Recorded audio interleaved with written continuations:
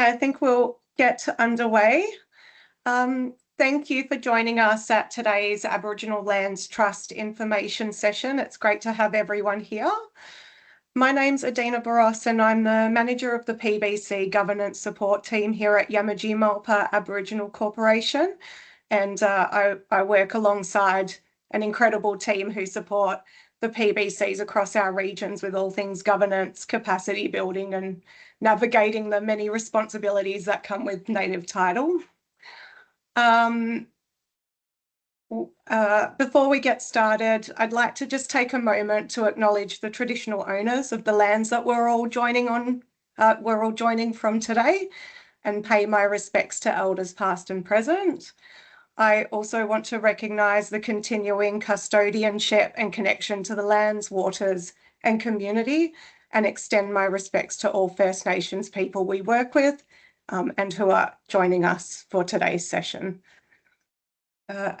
As we do with our meetings at YMAC, we'll begin with a minute's silence.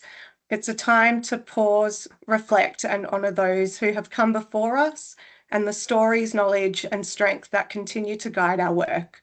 I invite you all to join me now for this moment of silence and reflection.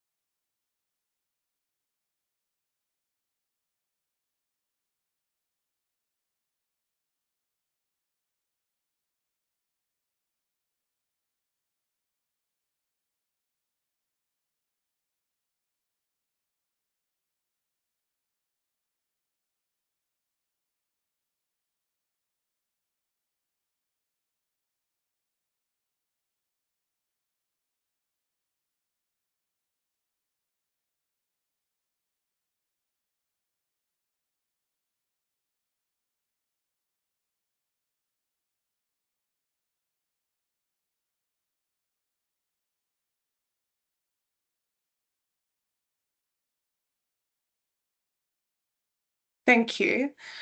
So just a bit about why we're here. In response to one of the PBC CEO roundtable recommendations and other consultations that YMAC has undertaken, we're hosting this online information session for PBC staff and directors so they can hear directly from the Department of Planning, Lands and Heritage about work being undertaken by the Aboriginal Lands Trust Divestment Program. You'll hear this referred to as ALT. Following the presentation from DPLH, there'll also be an opportunity for a Q&A and attendees may also like to make comments amongst each other in the chat function. If a question does come to mind during the presentation that you'd like DPLH to respond to, please post this in the Q&A section of the Teams meeting so that we can track these more easily. You'll find the chat and the Q&A if you're joining by computer on Teams just on the top bar above the main screen. If you're joining on your device, the Q&A section can be found under the More Options section of the Teams meeting. If you would like to ask a question verbally after the presentation, please use the raise your hand button and our moderators will turn on the microphone and camera. And I also just want to note before we officially get underway that the session is being recorded so that it can be shared with those who weren't able to attend today. I'll now hand over to Chris James, Senior Project Manager of Native Title Agreements and Partnerships at WA Department of Planning, Lands and Heritage, to make his presentation. Thank you, Chris. Thanks, Adina. Hi, everyone. Thank you very much for the invite. We're really happy to be here today and really value the opportunity to present to you all about the Aboriginal Lands Trust Divestment Program. As Adina mentioned, my name's Chris James and I'm a Senior Project Manager of the Department's Aboriginal Lands Trust Divestment Program. And I'm here with my colleague, Marie-Claire, who's also been working with me for quite some time now. as Adina mentioned, we've been invited today to provide a bit of an overview of the divestment program and the process that's required to go through to divest the ALT estate, and also give you a bit of a status update as to where the department is at and some of the support we can offer in working with that program. We understand there's 15 PBCs within YMAC's representative area that have Aboriginal Lands Trust properties in their determination area. And some of you I know we're already working with on divestment proposals, which is amazing. For those not familiar with the Aboriginal Lands Trust estate, it's an estate held in trust by the Aboriginal Lands Trust for the benefit of Aboriginal people. And the trust is made up of a board of Aboriginal directors, representatives from across the state, who meet in Perth and make decisions about what happens on that land. So if anyone wants a lease or to do any development on that land, they need to go to that board and get permission to do that. And in 2017, the state government and the ALT made a commitment that really it's not, the ALT isn't best placed to be making decisions about what happens on that land. And really it's better that we hand that land back to Aboriginal people and traditional custodians so they can be the decision makers about what's happening on that land. And really that's what the divestment program is. It's about handing land back to Aboriginal people. I've been in the department for 10 years now and doing this job for the last 4, and travelling all across the state, meeting with different Aboriginal corporations to talk about handing that land back. And really, we've got quite a limited budget as a department, and it's a really big land estate. So we're trying our best to work with Aboriginal corporations on your priorities and work with people who've identified divestment as a priority for them. Before I get into the presentation, just really importantly, there is no time frame that government's attached to the commitment to divest. So it can really take as long as it needs to make sure that we've spoken to everyone we need to speak to and that everyone's been consulted before the ALT makes any decision to divest a property. So before any divestment, there will always be extensive consultation. And also, my details are on the back of this presentation. So if anyone would like to get in touch and start working with the department on divestment, you're very welcome to do so. So we're just going to share this presentation now and run through it. This button works.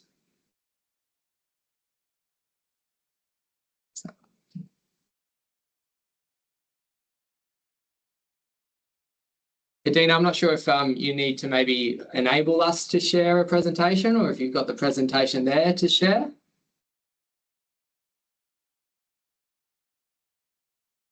Yep, I can pop that on. Okay, thank you.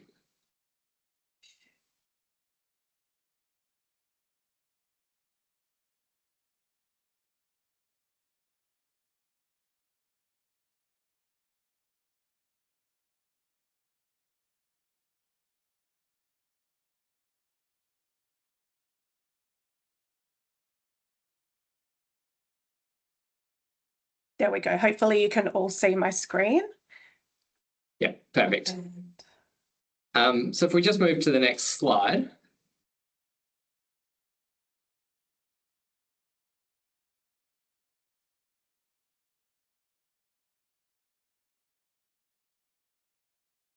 Are you able to jump to the next one? Yeah, perfect. I'm hoping today we'll get through the presentation in about 45 minutes, an hour, so we'll have plenty of times for questions and answer at the end. Really, the focus at the start of the presentation is to provide an overview of the divestment program and the ALT estate itself, and give you all of the detail about what approvals and what things we need to consider when we divest an Aboriginal Lands Trust property, and also some of the funding and support that the department can provide.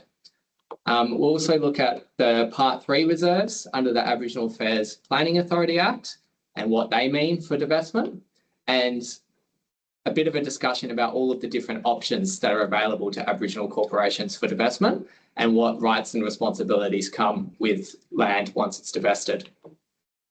The second part will then look at an overview of the ALT properties in YMAC's representative area and those 15 PBCs that have properties, And I'll also provide a bit of an update of some of the recent divestment outcomes we've had in that area, and also some of the groups we're kind of actively working with on properties that have been approved. And lastly, I want to just briefly talk about some proposed changes to the Aboriginal Affairs Planning Authority Act that are specifically targeted at maximising divestment opportunities. You go next slide, and again. And again, sorry. So the Aboriginal Lands Trust estate refers to land that's owned or managed either by the Aboriginal Lands Trust or the Aboriginal Affairs Planning Authority. And currently that comprises 285 properties, and they're located all over WA and about 22 million hectares approximately. So it's a really huge estate, and it's owned or managed by the ALT and the AAPA in different tenures. So there's pastoral leases in the state, there's freehold properties, there's reserves, and there's also those Part 3 reserves, which I'll go into a bit more detail later. And the estate was established under the Aboriginal Affairs Planning Authority Act 1972, and this is the legislation that really governs how the estate is managed, and what we need to do when we're considering divestment of a property. So the Act was really made, the purpose of the Act was to provide for consultation and other services for economic, social and cultural advancement of Aboriginal people in WA. And the Act established the 4 bodies you can see on the screen. And our department is responsible for the Aboriginal Affairs Planning Authority, as well as the Aboriginal Lands Trust, supporting those 2 corporations, entities that hold and manage land on behalf of Aboriginal people. Those other 2 bodies are managed by the Department of Premier and Cabinet. So this is a bit of a snapshot of the estate today. As I said, it's about 22 million hectares, and you can see on that map, I know it's quite small, but we've sent through a map to you all as well. You can see all of the properties in red are the ALT estate, and it currently comprises about 8.7% of the land mass of the state. There's many different interest holders in the estate, with over 400 leases and subleases held throughout the ALT estate. And there's 81 of those Part 3 reserves that I mentioned before, and they actually make up 93% of the land mass of the estate. There's also 67 native title determinations and claims over those properties, 142 permanent communities, and approximately 12,000 people living on the ALT estate. So really just to emphasise how many different stakeholders there are when we're talking about divestment. And this next slide is just a quick snapshot of the breakdown by region. I think there's 48 properties within YMAC's representative area, which is mainly the Pilbara Gascoyne, as you can see there. Thank you. And again. So in terms of divestment and the divestment program, as I mentioned at the start, really when we're talking divestment, it's about handing land back directly into the control of Aboriginal people and taking it out of the control of the Aboriginal Lands Trust. So once the property is divested to an Aboriginal corporation, the ALT will no longer have any say or control about what happens on that land. It will be directly owned or managed by that Aboriginal corporation in the tenure of their choosing. And we'll go through those different options in a moment. And in 2017, the state government and the ALT made that commitment to divest the entire Aboriginal Lands Trust estate. And really the goal of that divestment is to support Aboriginal social, cultural, economic and conservation outcomes that come with land ownership and management. And really it's about enhancing those native title rights that you already have on the land and giving you additional rights that come with owning and managing land under state law. And I'll go into that in a bit more, but things like being able to provide landowner consent and grant leases and achieve an economic benefit of the land, that really is driven by land tenure under state law. And really the purpose of divestment is to provide that benefit to you, to Aboriginal stakeholders. So it's intended to be in accordance with your aspirations of native title holders, of leaseholders, of communities, And really, the divestment program tries to be as flexible as possible to find an outcome that meets your aspirations for what you want to do with the land and use the land for.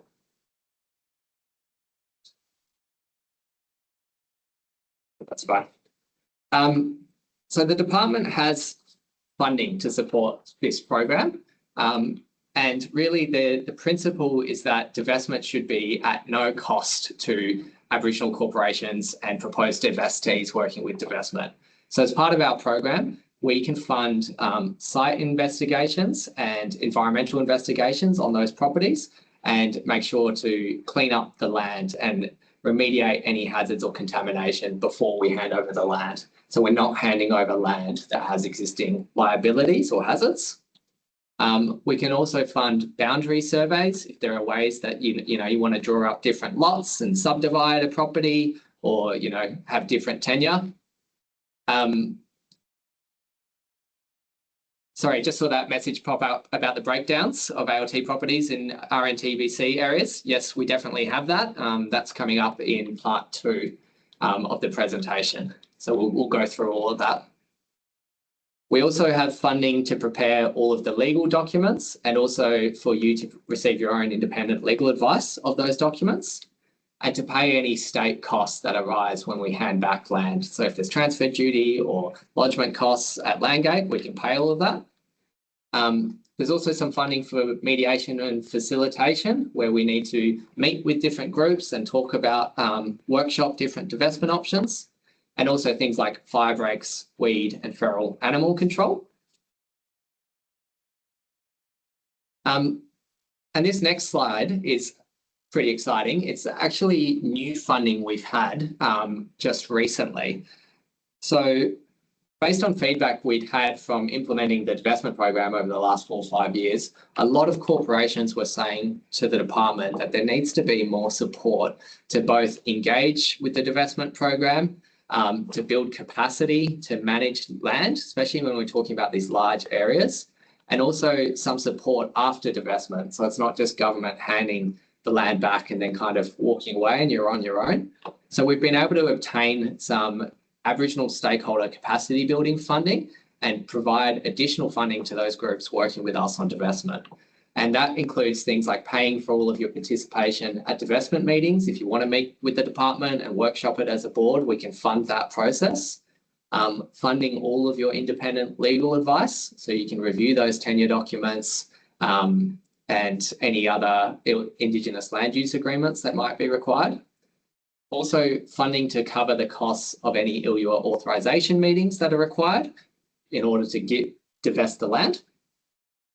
And then the next one is quite flexible. It's really about if there's a corporation that might have identified particular advice they might want to assist in divestment. So like doing some land use planning or economic opportunity assessments, getting an environmental consultant in or some development advice, and also the capability and capacity building activities. If you wanted to do a review of governance to work out how the corporation could best hold land, we now have funding to provide some of that as well. And we'll work with groups when we're working on divestment to provide that.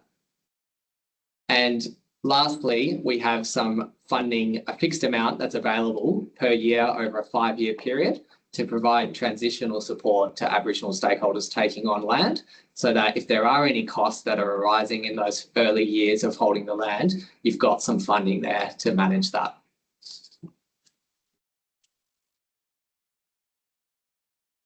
And this next slide is a bit of a divestment 101. All the key considerations when we're talking to groups about divestment, and this is available online as well. But I'll talk to each one of those one by one if we go to the next slide. Yep, so just again, confirming that when we say divestment, it's about returning land that's currently held by the ALT into the direct control of Aboriginal people or an Aboriginal corporation. And really, when at the state level, we call that tenure change. So we're taking the land off the ALT and giving it directly to an Aboriginal corporation. And really importantly, when we divest land, the ALT has a duty to use and manage the land in accordance with the wish of all Aboriginal interest holders. And there's no definition in the Act that it's governed by the ALT of who those people are. So the ALT takes a really broad view and tries to balance all the different interest holders who might have an interest in a property. And that includes traditional owners and PBCs who hold native title. It also includes Aboriginal communities who might be living on the land and have lived there for many years, and also Aboriginal leaseholders and other interest holders who might have an interest in a property.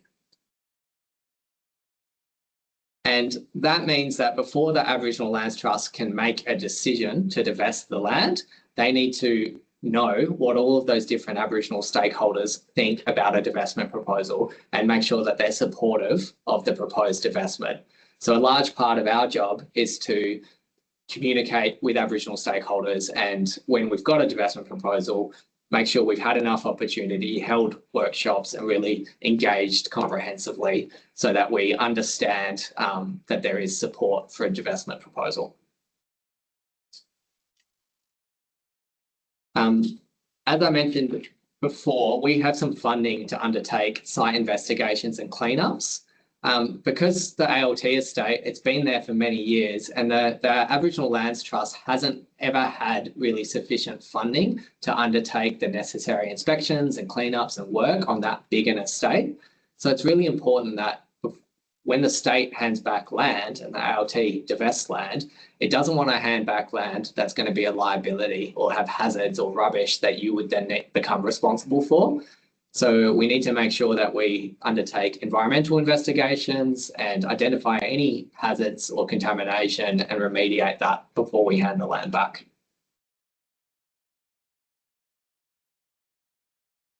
Because this is government, there's a number of approvals that we need as well before we can divest the land. So the first one is the Aboriginal Lands Trust. They have to approve any divestment of a property, and the Minister for Aboriginal Affairs must also approve that decision. The next one there is the Minister for Lands. So when we divest land, it'll usually be by the grant of tenure under state law, and it's the Minister for Lands who's actually granting that interest in the land.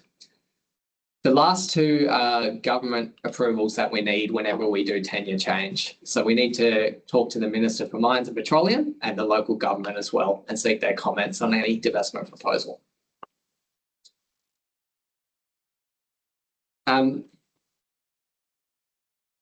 This one's really important as well. When we're divesting land and granting tenure under state law, that's deemed a future act under the Native Title Act because of its ability to impact on native title rights and interests. So whenever we do a divestment where you have native title rights and interests, we need to make sure that we enter into an Indigenous land use agreement with the relevant native title body, and that'll ensure that the native title rights and interests are protected and remain after we divest the land. And this last slide is to help groups think about what the best tenure option is, and I'll go through those tenure options in a moment, but to have a think about what you want to do with the land and what's important to be able to do on the land, which can help inform the best tenure option for divestment. So things like, is it important to have low land holding costs or that the cost of holding that land is low?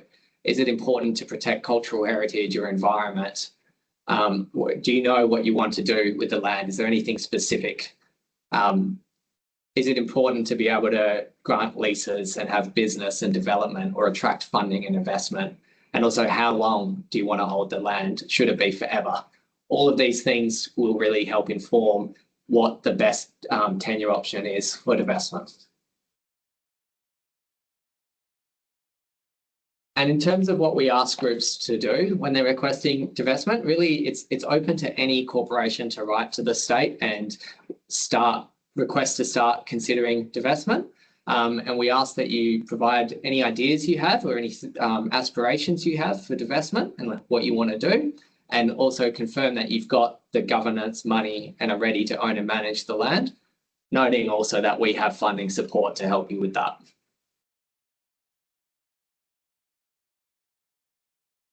And so that's really divestment in a nutshell. And then these next two slides are just a bit of an example of the process to go through all of that start to finish and how that works. So really the first step is for an Aboriginal corporation to write to the state, asking the state to have land divested to them. Typically, we would then meet with you and your board to discuss the process that I've just gone through and all of the different options and ownerships for ownership of the land. Really quite a similar presentation to this, but we would also provide you with information about the specific properties in your area. So all of the information we have on our file about who holds the land, who has an interest, what the zoning or other considerations might be, we'll provide that to you in a bit of an information package. Once we've done that, we then ask the Aboriginal group to tell the state to confirm that it does want divestment and its proposal for divestment. So to pick its divestment tenure option and how it would like that land divested. Once we have that, we then need to make sure that we've consulted with all of those other Aboriginal stakeholders who might have an interest. So if there's any residents there or a community or anyone with a lease, we need to make sure we talk to them about the divestment proposal and take their views into consideration and have any other meetings we might need. At the same time, we can also start that land inspection process and get some contractors out there to do contaminated status reviews, environmental investigations, and clean up any remediation that's found. And we would work quite closely with you through that project and can provide those reports that are provided to the state as well. So you get all of that information. Once everybody has been consulted and all Aboriginal stakeholders are in support of a divestment proposal, the department can then put a submission to the Aboriginal Lands Trust and seek their approval for divestment. And if they approve divestment, it then goes to the Minister for Aboriginal Affairs for his approval as well. Once we've got that approval, our department, our team, would then seek approval from all the other government agencies we might need, like the Minister for Mines and Local Government I mentioned, but also if there's any other entities with an interest, perhaps DBCA, if there's some environmental value, we would talk to them. If we get all those government approvals, we then draft an Indigenous land use agreement seeking your consent for the divestment, and would provide that to you for your own independent legal advice and review. And if agreed, it would then proceed to authorisation and registration at the tribunal. Once that ILUA is registered and we have those native title consents, the team at DPLH will then get the land ready for divestment. So we'll do any surveys or any sort of land assembly actions, we term it, that might be required to enable the tenure change. And then also prepare legal documents. So whenever we're divesting land, there would be an agreement that's attached to that. For example, if we divested the land as a reserve, there would be a management order document and deed that sets out the agreement and the rules for managing that land. And again, we would provide that to you with funding for independent legal advice. Once we sign those documents, they're then lodged with Landgate, which is the agency that deals with state tenure change. And as soon as we lodge it with Landgate, that is the date that the land returns to your ownership and management, and all the ownership and management rights and responsibilities would pass to that Aboriginal corporation, and the ALT would no longer have any role in the management of that land.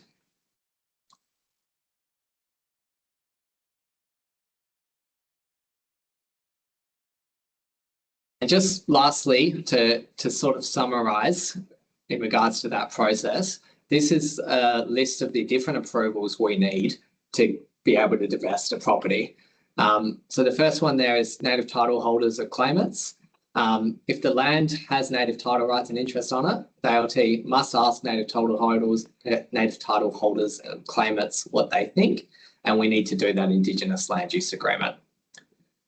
Any Aboriginal community on the land, if there is a community there, the ALT must ask those members of the community what they think about divestment and take those views into account. Likewise, for any other Aboriginal entity or person with a lease or a resident of the estate, If they've got a lease, the ALT must protect that legal right of the land and ask them what they think about divestment.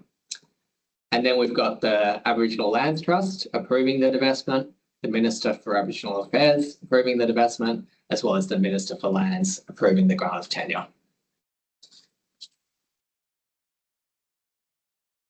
Okay, so that was divestment sort of in a nutshell. I know it's a lot of information, but again, we'll have plenty of time at the end for questions if you want to go into specifics, and we're available to come and give this presentation to your groups.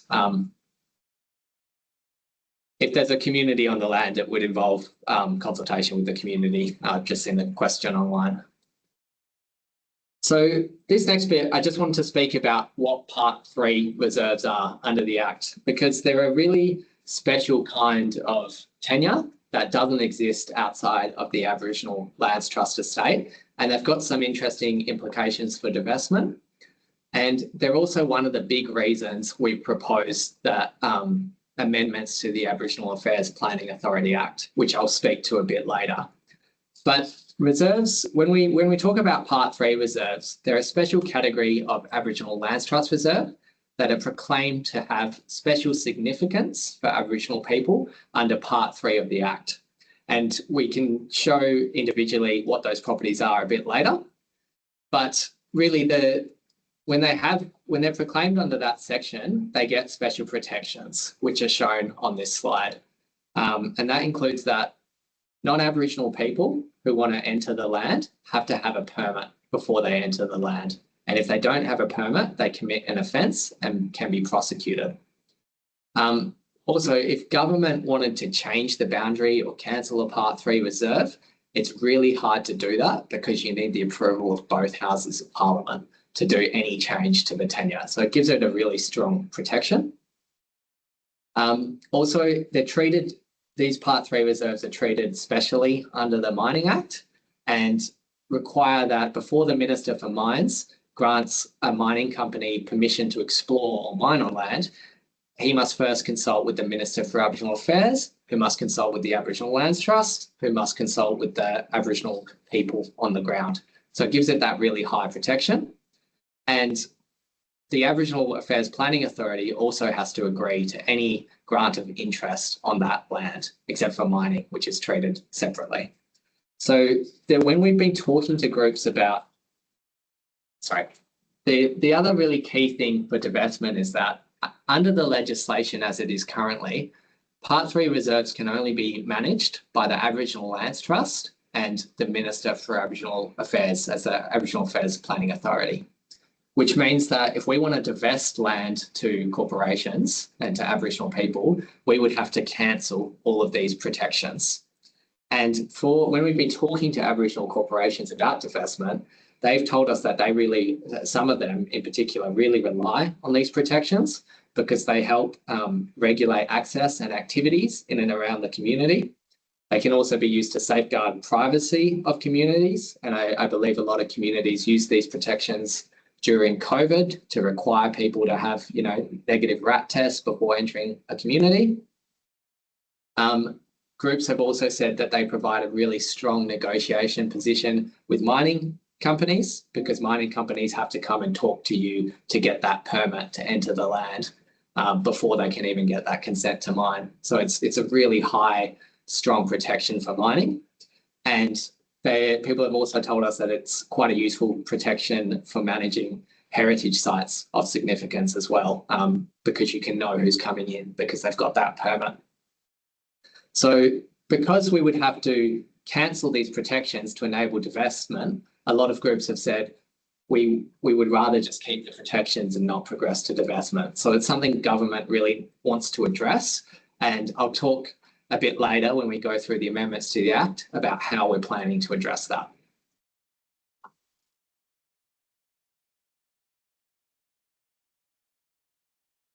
Okay, so this next section is going through all of the different tenure options for divestment and just to sort of show you what the different options are and then talking through the different rights and responsibilities that come with some of those options. So what is land tenure? as I kind of mentioned before, land tenure refers to state law, and it's the different ways that the state can grant you an interest to own or manage land in Western Australia. And the land tenure determines the rules for managing and holding the land. So who can use the land, how long for, and any conditions that might be there. And importantly, as I said before, land tenure is intended to sit alongside your native title rights and interests. So it's about enhancing the rights that you already have there under your native title rights and giving you more rights under this state law land tenure, rights to develop and use the land. All land tenure options that are available under state law are available for divestment. So the state government and the ALT doesn't have a preference for how land should be divested. We're really trying to work with Aboriginal corporations to identify what tenure option might suit you best, and then we will do our best to make that tenure option available. And yeah, that map really just shows how many all the different colours are different tenure types. So land is held in all different ways across the state.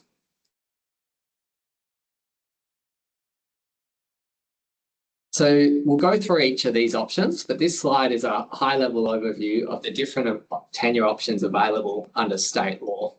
The first two are freehold options. So there's freehold and conditional freehold, which is usually how people own their own homes.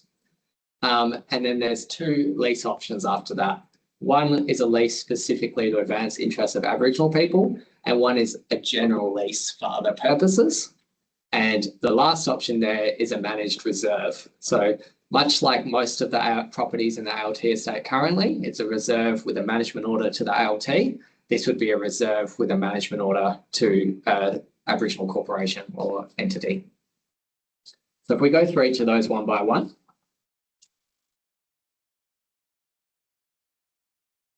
So freehold land is to own land, usually for commercial or residential purposes, as I mentioned. And in terms of the benefits of what this option does, when you own land in freehold, it's exclusively your land and no one else can access it without your permission.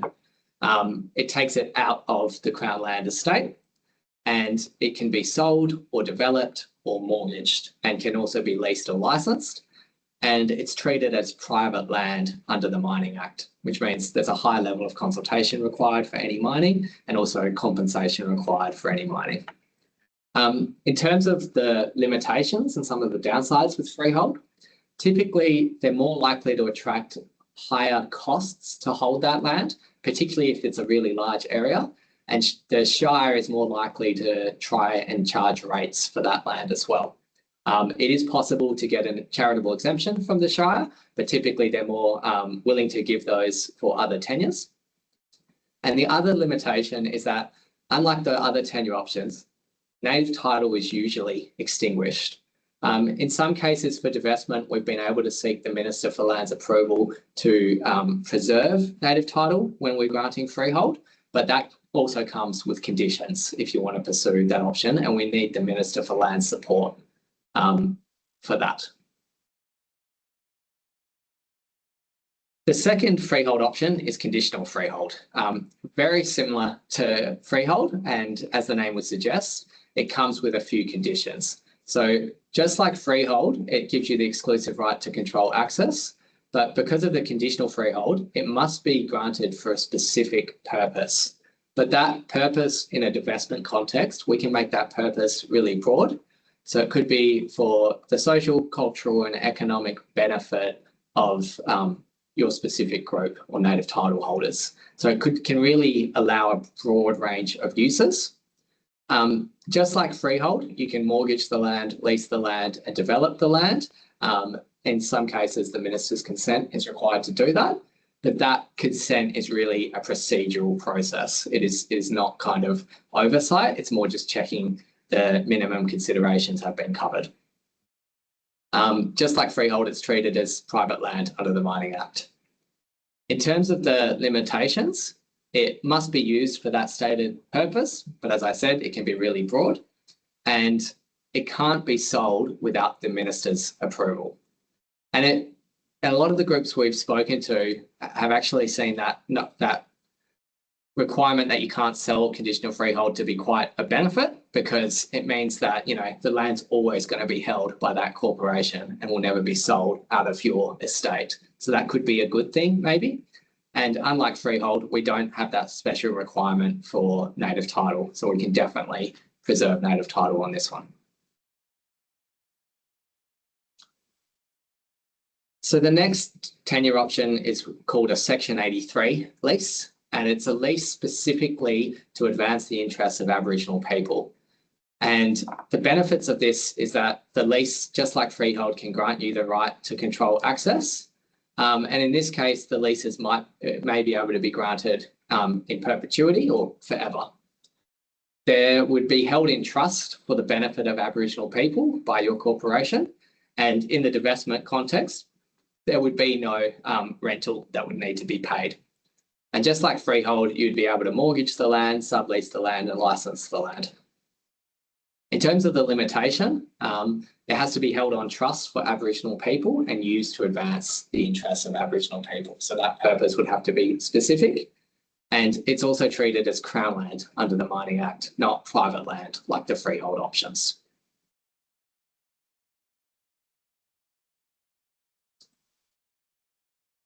And the next lease is a general lease for any other purpose. This lease option has never been selected in the groups we've been speaking to about divestment. And really that's because these leases are only granted for a fixed term, usually 21 plus 21 years. And most groups we talk to about divestment want to hold that land indefinitely, forever. So this option is probably not one that's going to be you're interested in, but we just want to give you the full picture of what's available. So just like freehold, and it gives you the exclusive right to control access and can be developed, mortgaged and sublease, and is also treated as private land. But the limitation is that it has to be used for a stated purpose and it can't be granted forever. So yeah, as I say, it might not be the best option in this case. And lastly, we have reserves under management order as an option for divestment. And as I mentioned, this is what a lot of the ALT estate currently is. So we've got these where you've got large areas of land, typically they're held as reserves. And reserves are not ownership of land, but they're management of that land for the care and control of it. The benefits is that when we grant management of a reserve, the purpose can be really, really broad, just like I was saying with the other ones. So it could be for social, cultural, environmental, and also economic purposes on a reserve. Management of a reserve has no end date, unlike that lease option, so they're granted forever. And also, just like freehold, you can lease and license and develop the land with the minister's consent. But as I said before, that consent is really a procedural process to make sure that the minimum things are done in that lease. So things like indemnity release and insurance, and that the purpose of the lease is in the same purpose as the reserve, things like that. Under the Mining Act, the management body has the right to be consulted. And really the key benefit is that typically the holding land as a management order attracts lower land holding costs, and shires are more likely to provide an exemption from rates because reserves must be used for a broader public purpose. So particularly when there are large areas of land, reserves might be a good option, and a lot of the corporations we are working with on divestment have selected reserve as preferred option. In terms of the limitation, management bodies don't own the land, which means you can't sell it or transfer it to anyone else. It's also non-exclusive, so it's available to be accessed by the public unless you grant a lease over an area, in which case you do get that exclusive use. And it must be used for that stated purpose, though that can be really broad.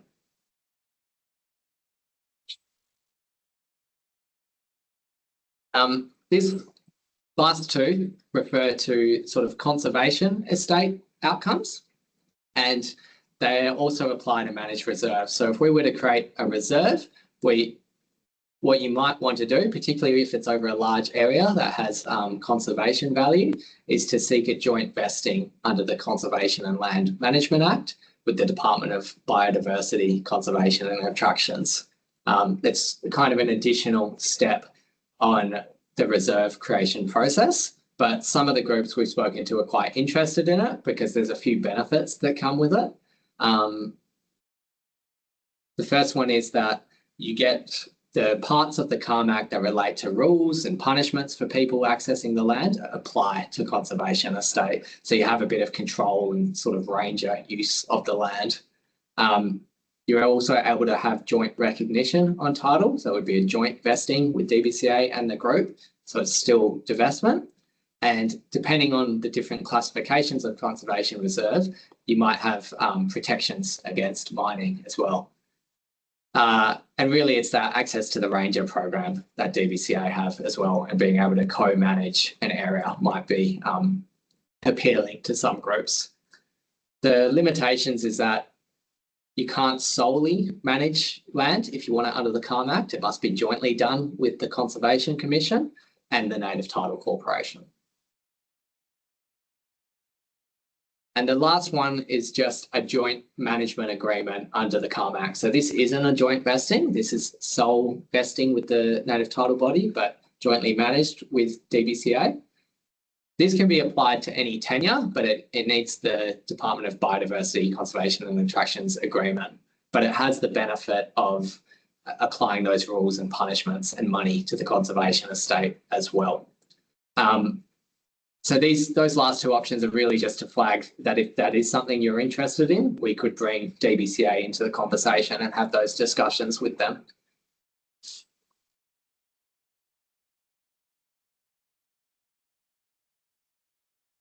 All right, so that's all of the tenure options.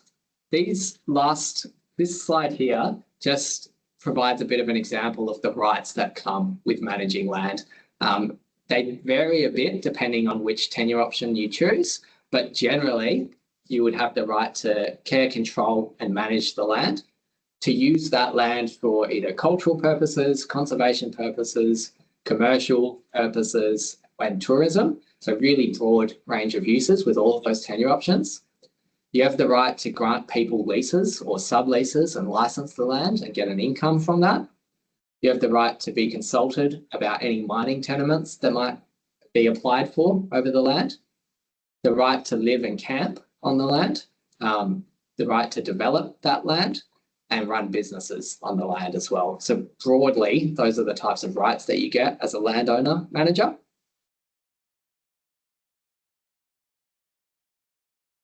And along with those rights comes responsibilities when you are an owner or manager of the land.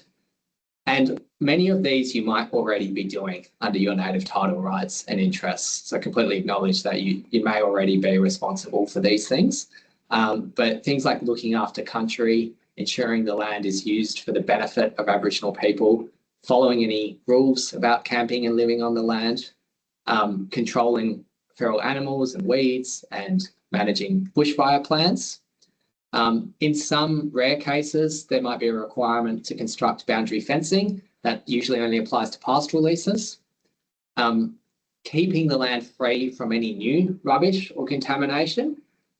And the next three really apply to all tenure options. So there's a requirement to keep public indemnity insurance, to follow all laws and planning approvals when developing land, and to follow any rules about leasing and licensing. And then the last three depend on whether really the individual land parcel in question. So if there are utilities on the land, like water and power, maybe to pay those. If the land is rateable, to pay any local government rates and taxes. And if there are buildings, to keep those buildings in a good condition.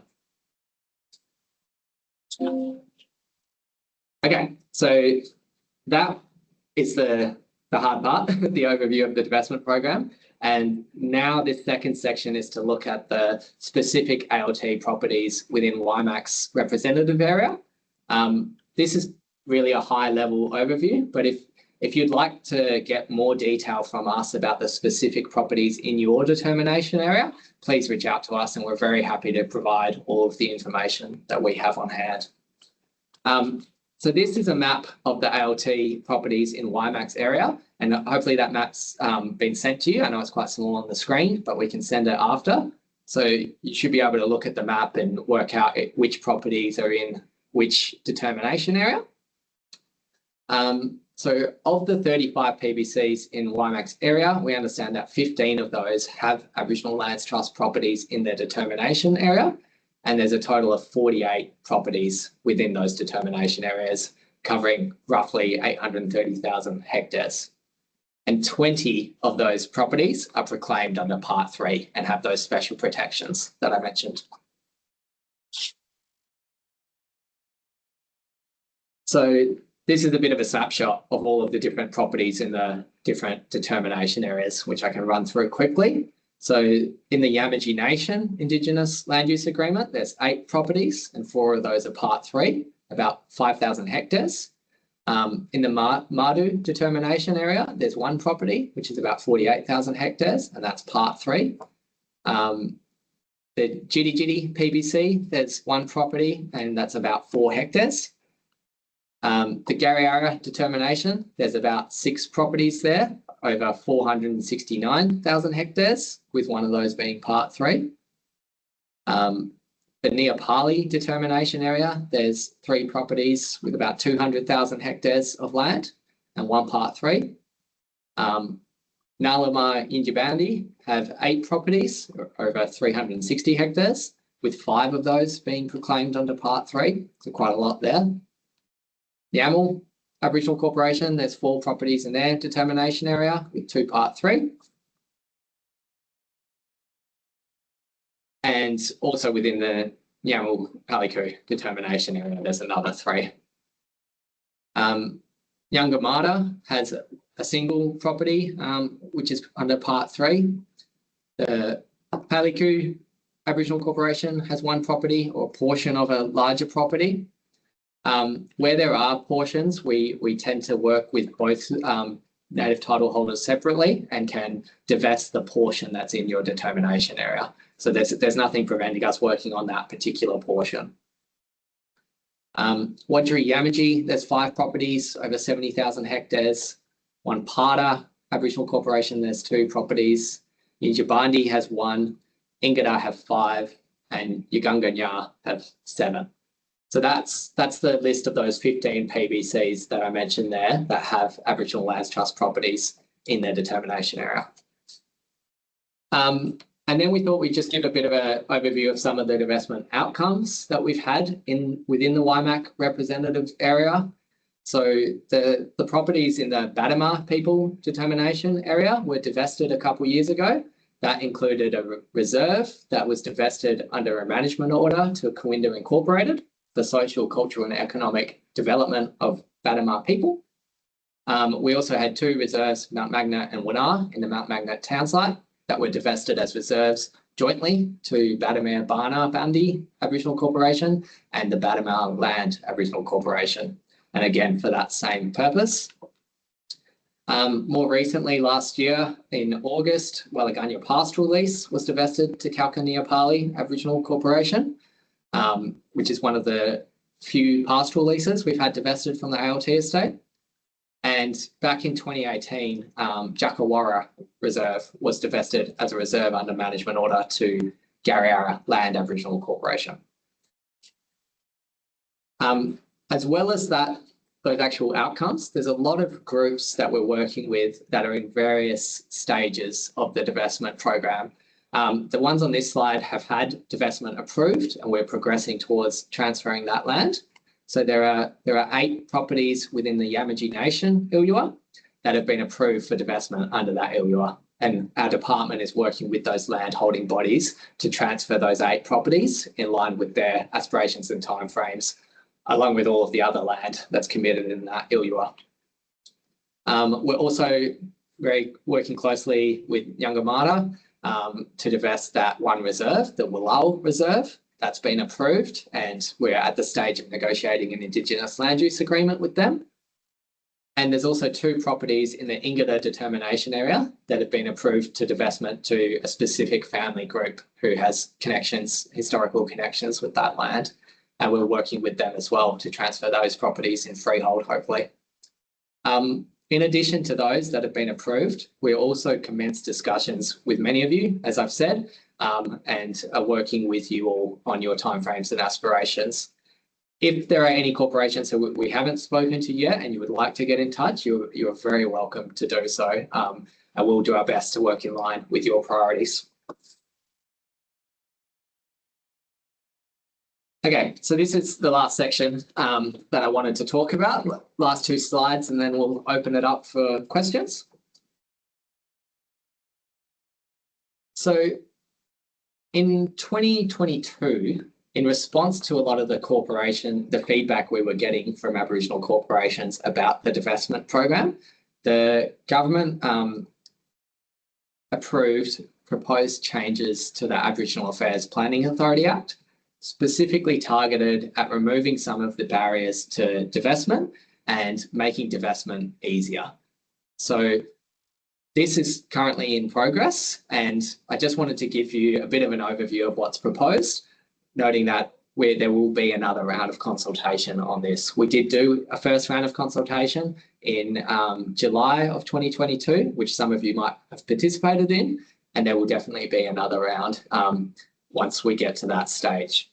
So in terms of why the Act was proposed to change, the first one was that it's quite outdated. Because the Act was made in 1972, it doesn't mention native title holders or the Native Title Act. So we really want to update it to make sure that it does.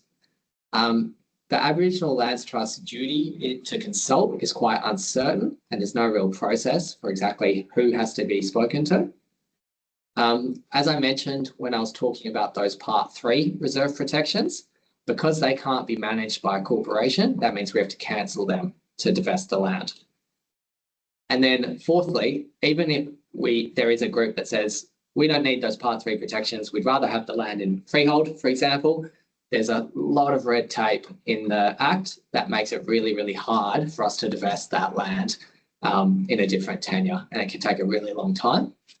And lastly, there's a lot of different Aboriginal people who have a connection to their estate, and sometimes there's a lot of competing views on how that land should be divested, and no clear process for how we work through that. So in 2022, we consulted on 7 key changes proposed to the Act. Really, as I said, focused on making divestment easier.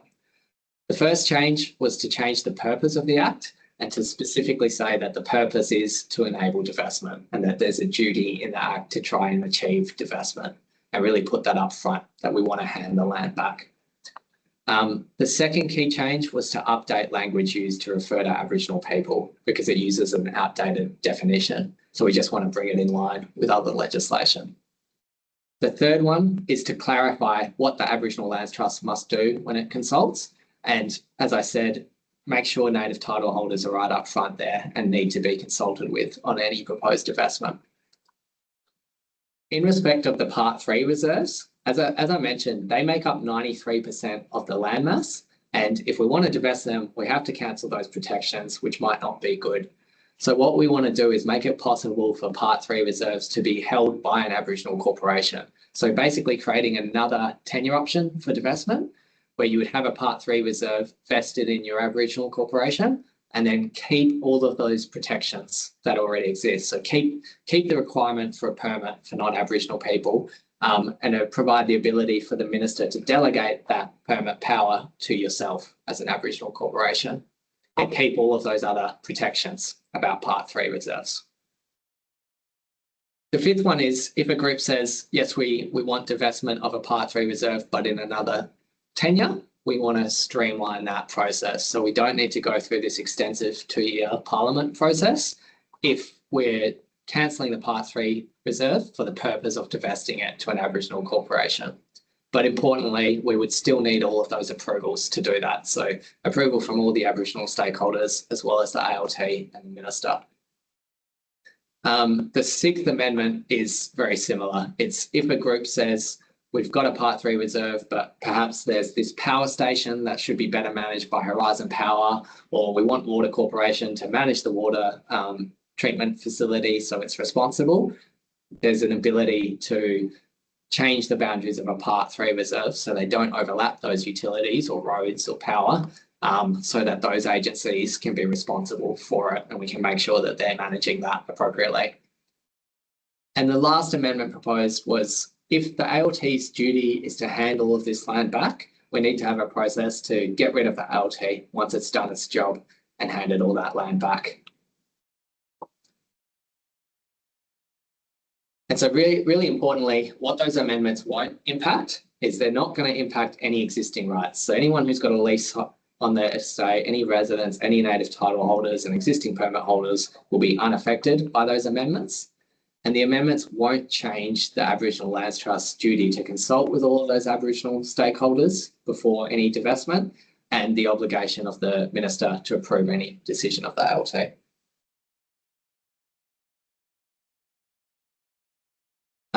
So that's it for the formal presentation. Thank you very much for your patience. I know it's a lot of information. Hopefully it all made sense, and yeah, happy to take any questions. Thank you, Chris. I just wanted to say thanks for such a clear and concise presentation of quite a complex but pretty important topic. Yeah, the process and rights and the responsibilities involved in the return of that land to TOs. I will open the floor to general questions. If you'd like to ask something, please raise your hand and one of the moderators can unmute the microphones. Again, please feel free to pop your question in the chat box. And I just wanted to, just a reminder that this Q&A is probably more for general questions only. And if you've got questions specific to your area or circumstances, happy to facilitate that direct contact with Chris and the department. Chris, if you're happy for me to leave your contact details up here as well, I'll leave this slide up. Definitely.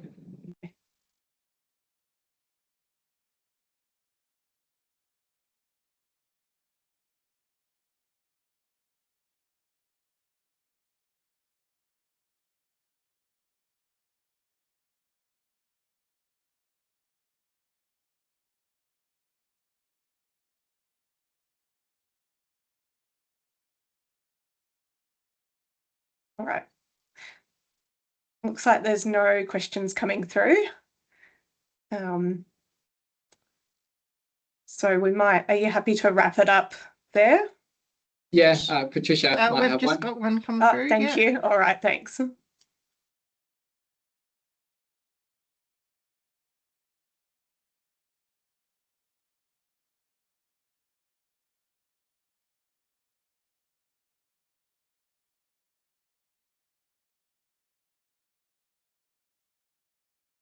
Sorry, is someone able to help Patricia unmute the microphone? Yeah, I have from our end. Yep. Thanks. There we go. Patricia, hi. Hi, how are you? Good, thank you. Yes, I just got in at the end there. I just want to ask James, the process now is before the divestment is gone back, is looking at the others, proponents or people's interest first. Is that what you was interpreting there, James? Yeah, so really the first step when we receive a proposal for divestment is to make sure we've consulted with all the different Aboriginal stakeholders. So any communities, native title holders, residents, and we have funding to support that process. So we can pay director meeting fees and sort of set up workshops to have those discussions. Would that be back to the PBCs in regards to the determined area? Yeah, so divestment can go to, in most cases, it probably will go to PBCs where there's large areas of reserves. And in some cases, it might just be just the PBC that has an interest in that property.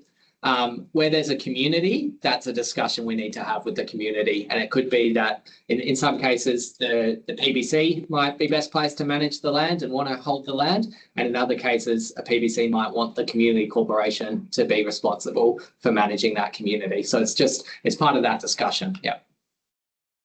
Okay. Just want to know, just want to be clear in regards to the real process that you're divesting back and what is the responsibility of the determined party around that. That's all I was just trying to. I'll come in at the end. Sorry. No, it's a good question. Thank you. Thanks, Patricia.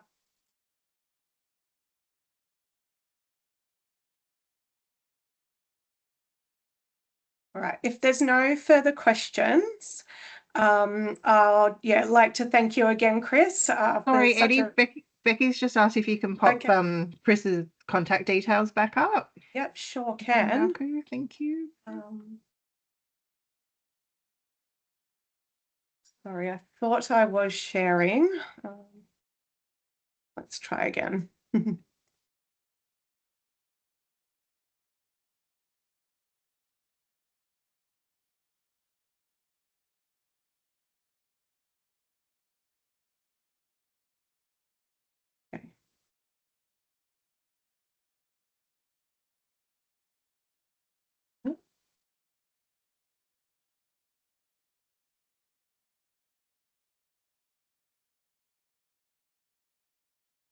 There we go. I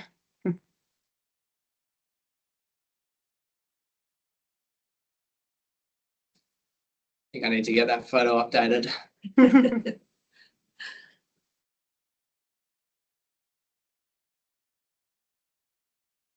Right, and we can always share that.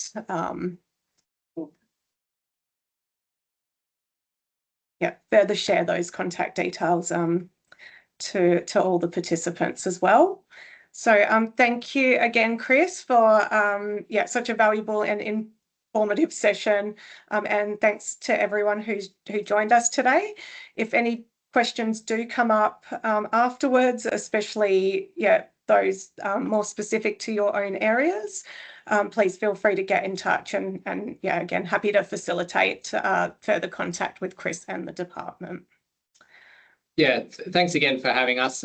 Really appreciate the opportunity to present to you all. And as Adina says, we're very open to meeting with any of you separately, and give me a call or email if you want to discuss any particular properties. All right, thanks again, everyone. Thank you. Thank you.